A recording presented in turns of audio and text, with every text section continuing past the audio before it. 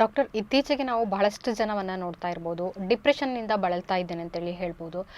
ಈಗ ಡಿಪ್ರೆಷನ್ ಹೇಳಿದ್ರೆ ಏನು, ಅದರ ಲಕ್ಷಣ ಏನು, ಮತ್ತು ಇದಕ್ಕೆ ಟ್ರೀಟ್ಮೆಂಟ್ ಏನೇನಿರುತ್ತೆ ಡಾಕ್ಟರ್? ಈ ಖಿನ್ನತೆಯದು ಮೇನ್ ಲಕ್ಷಣ ಒಂದೊಂದು ಬೇಜಾರಾಗಿರುತ್ತೆ, ಯಾರೊಟ್ಟಿಗೆ ಮಾತಾಡುವುದು ಇಷ್ಟ ಇರಲ್ಲ. ಇನ್ನೊಂದು ಇಂಟ್ರೆಸ್ಟ್ ಹೋಗಿರುತ್ತೆ. ಫಾರ್ ಎಕ್ಸಾಂಪಲ್ ಹೌಸ್ ವೈಫ್ ಇರೋದವ್ರಿಗೆ ಕುಕ್ಕಿಂಗಲ್ಲಿ ಇಂಟ್ರೆಸ್ಟ್ ಇರಲ್ಲ, ಬೇರೆ ಹೌಸ್ ಹೋಲ್ಡ್ ಕೆಲಸ ಮಾಡಲಿಕ್ಕೆ ಇಂಟ್ರೆಸ್ಟ್ ಇರಲ್ಲ.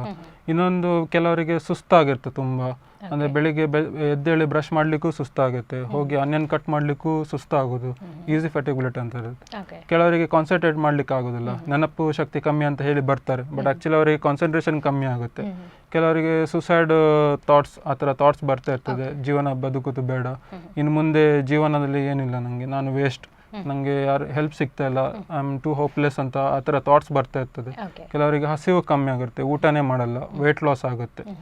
ಸೊ ಇದು ಪ್ರಮುಖ ಖಿನ್ನತೆಯ ಲಕ್ಷಣ. ಇದಕ್ಕೆ ನಾವು ಆ್ಯಂಟಿಡಿಪ್ರೆಸೆಂಟ್ ಸ್ಟಾರ್ಟ್ ಮಾಡ್ತೇವೆ, ಮೆಲ್ಲ ಟ್ಯಾಬ್ಲೆಟ್ ಡೋಸ್ ಇನ್ಕ್ರೀಸ್ ಮಾಡಿ. ಒಂದ್ಸತಿ ಪೇಷಂಟ್ ಇಂಪ್ರೂವ್ ಆದ ನಂತರ ಅಟ್ಲೀಸ್ಟ್ 1 year ಕಂಟಿನ್ಯೂ ಮಾಡಬೇಕು ಆ ಟ್ಯಾಬ್ಲೆಟು.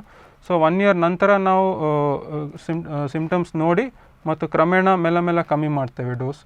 ಅದನ್ನು ಡೋಸ್ ಕಮ್ಮಿ ಮಾಡಲಿಕ್ಕೆ ನಾವು ಚೆಕ್ ಮಾಡಿಯೇ ಡೋಸ್ ಕಮ್ಮಿ ಮಾಡೋದು, ಆ ಟ್ಯಾಬ್ಲೆಟನ್ನು ಡೋಸ್.